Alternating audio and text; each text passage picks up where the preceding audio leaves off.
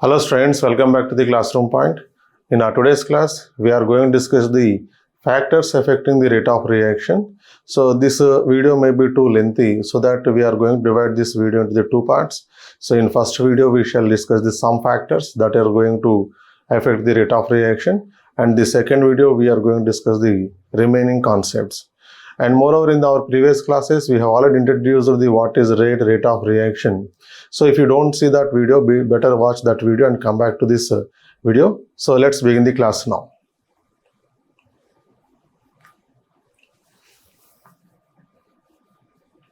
Factors affecting rate of reaction.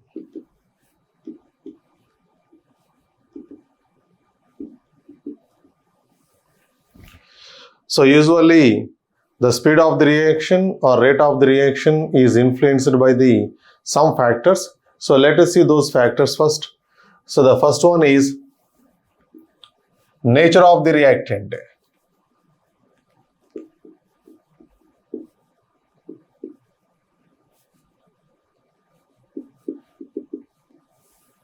Nature of the reactant.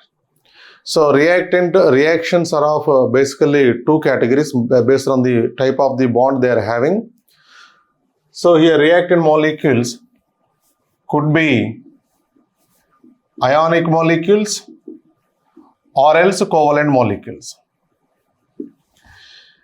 If ionic molecules are the reactant and though there is no breaking of the bonds, ionic reactions do not involve breaking of any bonds. They only involve the rearrangement of the bonds, so that rearrangement of the ions, so that the reactions will be very faster in the case of the ionic compounds. And in case of the covalent molecules, bonds are present between the atoms, so that to break the old bonds and to form the new bonds, it takes some time. That's why covalent reactions are little bit slower than the ionic reactions. So this is about the nature of the reactants. Let us take the next one, concentration of the reactant.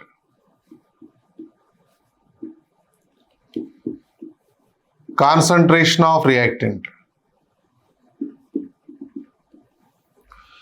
Usually when concentration increases, the rate of reaction also increases. This is not applicable to the zero order reactions. So except zero order reactions, remaining all cases, when the concentration increases, the effective collisions among the molecules also, reactant molecules also increases, so that the rate of conversion of the reactants into the products also increases. So here we can write down that rate of the reaction is directly proportional to the concentration of the reactants power n. N means order of the reaction. It is not applicable to the zero order reactions. Let us take an example in this case also. So when zinc reacts with hydrochloric acid, it liberates hydrogen gas and forms the zinc chloride. The rate of production of the hydrogen gas is faster when concentrated HCl is used than the dilute HCl. If dilute HCl is used, concentration of the reactant is less, so the rate of production of the hydrogen gas also will be less. When concentration of concentrated HCl is taken, more HCl molecules involves in reaction with the zinc in a shorter time, so that the rate of production of the hydrogen gas will be more. So this clearly says that when the concentration of reactant molecules increases, rate of reaction also increases. Next one, surface area of reactant. Surface area of the reactant. So reactant molecules we can take, usually we consider the liquid reactions or the gaseous reactions. So in the case of the gaseous reactions, the reaction is faster compared to the liquid molecule reactions, and compared to the liquid molecule reactions, the solid reactions are very less. Usually we don't use the solid molecules. Even if you want to use the solid molecules, the reactant when you are about to use the solid in the form of the solid state, better take this solid in the form of the powder. Instead of the granules, but if you take the powder form molecules means they have the larger surface area. So when the surface area increase, automatically rate of reaction also increase. So now let us see how the temperature affects the rate of reaction. Effect of temperature on rate of reaction.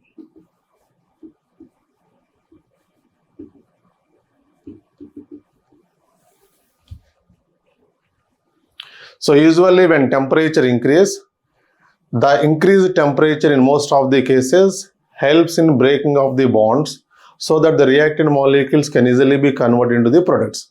So that we can say that when the temperature increase, speed of the reaction also increase. Let us take some example here. So in that example, let us imagine the decomposition of the N2O5 molecule. So this N2O5 molecule to become the half of its original amount, when you take this decomposition process at 0 degrees centigrade, it takes almost 10 days of the time to become half of its initial amount. When temperature is raised to 25 degrees centigrade, it takes 5 hours of the time to become half of its original amount. Similarly, when you take the 50 degrees centigrade, then it just take only 12 minutes to become half of its original amount. That means here when temperature increase, you can see that the process of the conversion of the reactant molecule into the product also increase. So the rate of decomposition of the N2O5 molecule also increase. Let us take one more example. When a reaction is carried out between the KMnO4 versus oxalic acid, so in this particular reaction, KMnO4 gets decolorized.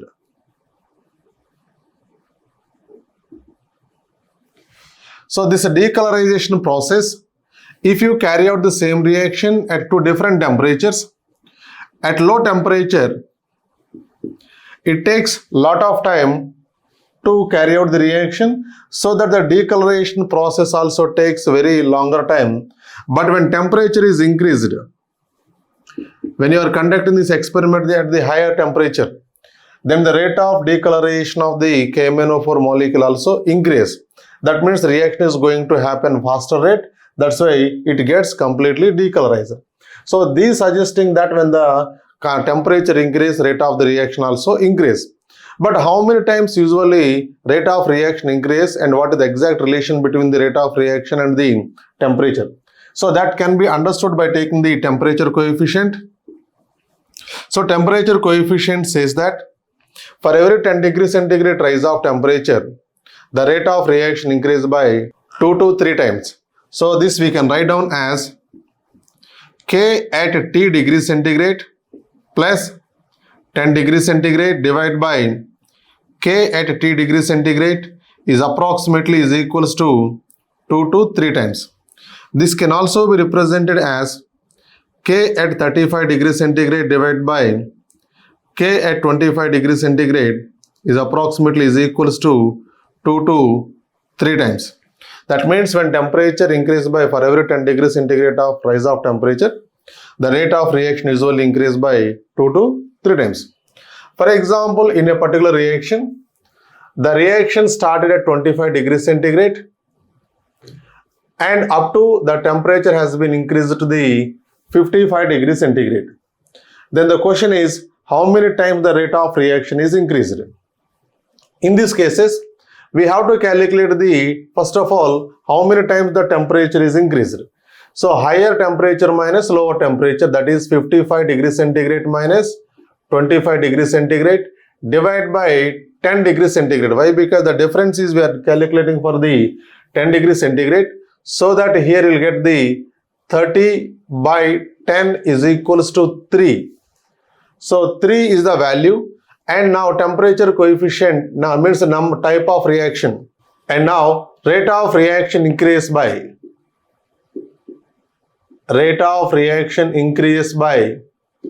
2 power n. N value is this one.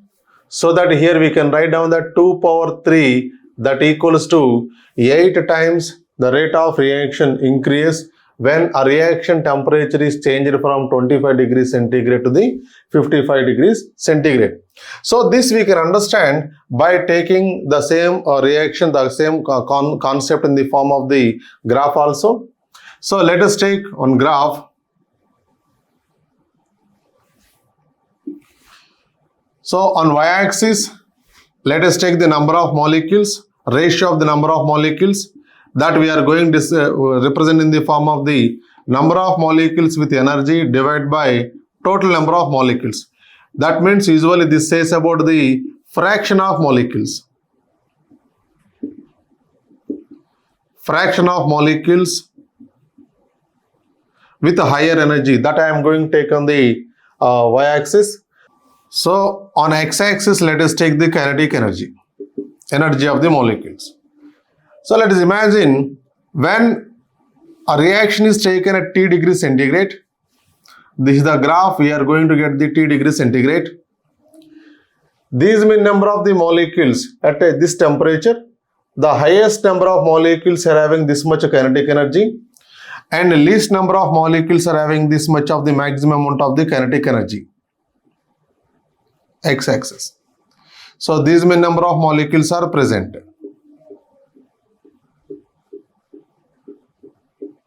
So the shaded area shows that the number of molecules with sufficient activation energy to convert into the product is these mean number of molecules are present. When temperature is raised by 10 degrees centigrade, so T degree centigrade plus 10 degrees centigrade. When temperature is increased by 10 degrees centigrade, most of the molecules, when temperature increases, their kinetic energy also increase. Since kinetic energy increase, you can see that most of the molecules are having the higher kinetic energy. That's why the graph curve becomes the broadens and the peak shifts towards the right hand side. And finally at the end, this area means imagine if the molecules are having this much kinetic energy, which I am calling it as activation energy. If molecules are having this much amount of the kinetic energy, those reactant molecules are about to convert into the product. Earlier at a T degree centigrade, only these many number of molecules are having this much amount of the kinetic energy or activation energy to convert into the product. But when temperature is raised by 10 degrees centigrade, most of the molecules kinetic energy increase, so that the molecules having this much of kinetic energy now becomes almost double. You can see this area. So this area is the molecules with a sufficient amount of the kinetic energy or activation energy to convert into the product. So from this it is clear that when 10 degrees centigrade rise of temperature is increased, then automatically the fraction of molecules converting into the react product molecules also becomes double. And one more important thing is the fraction of molecules we have taken on the y-axis, the area under both the curves remains the same, because we are not changing the number of molecules. We are doing the experiment with the same number of molecules. The area under every curve shows the number of molecules or fraction of the molecules which don't change with the experiment or by increasing the temperature. Now, actually the relation between the activation energy, temperature and rate of reaction is given by the Arrhenius, which is called the Arrhenius equation.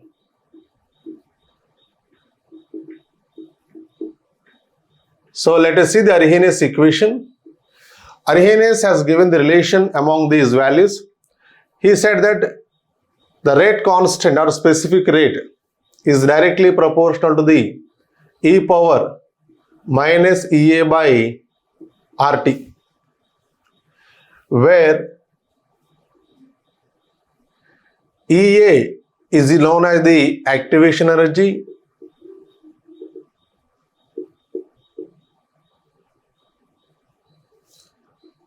R is universal gas constant,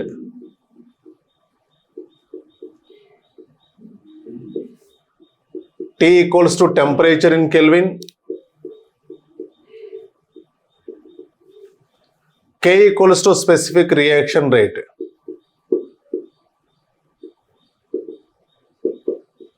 or else rate constant.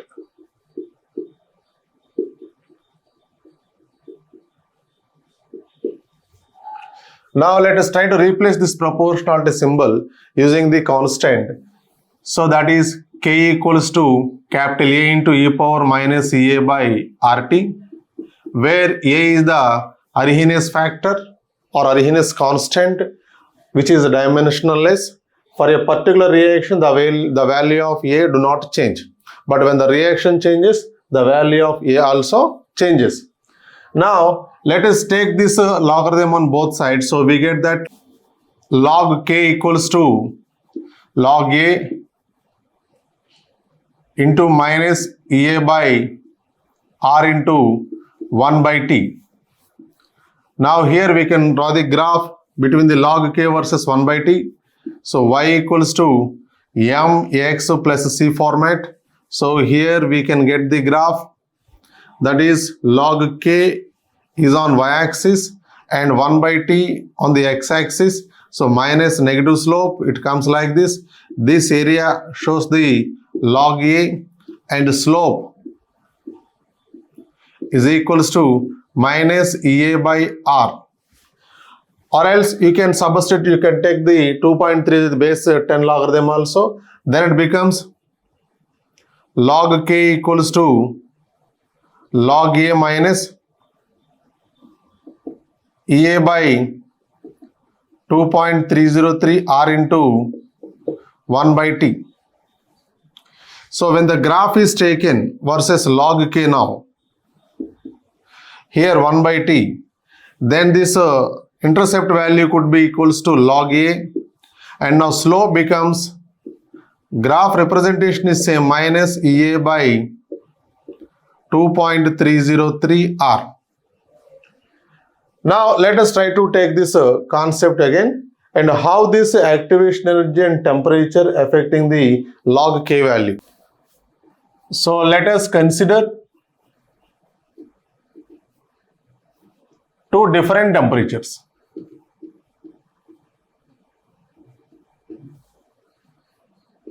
T1 and T2, where T2 is greater than T1. Means we are conducting the experiment at two different temperatures. T1 is the lower temperature, T2 is the higher temperature. K1 and K2. K1 is the rate constant at temperature T1, K2 is the rate constant at temperature T2. So by taking the relation here, we can get the log K2 by K1 is equals to EA by 2.303 R into T2 minus T1 by T1 T2. So let us take the conditions here. If T2 is greater than T1, if T2 value is greater than T1 value, this entire value is the positive value, this is also positive value, then we can say that K2 value is greater than K1. If T2 value is less than T1, then T1 could be higher value, then this gives the negative value. That shows that K2 is less than the K1. If both temperatures are same, T2 equals to T1.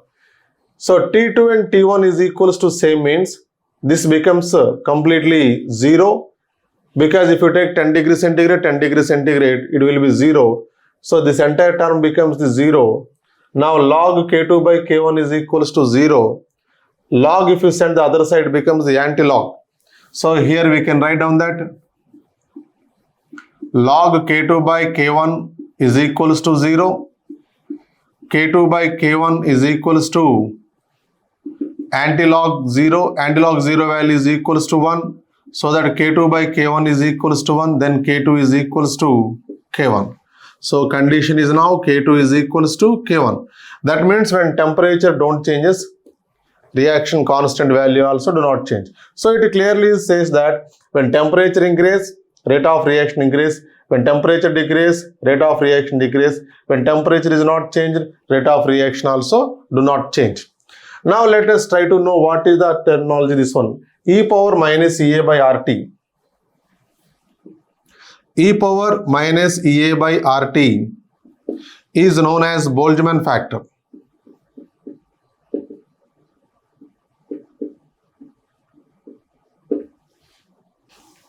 It says that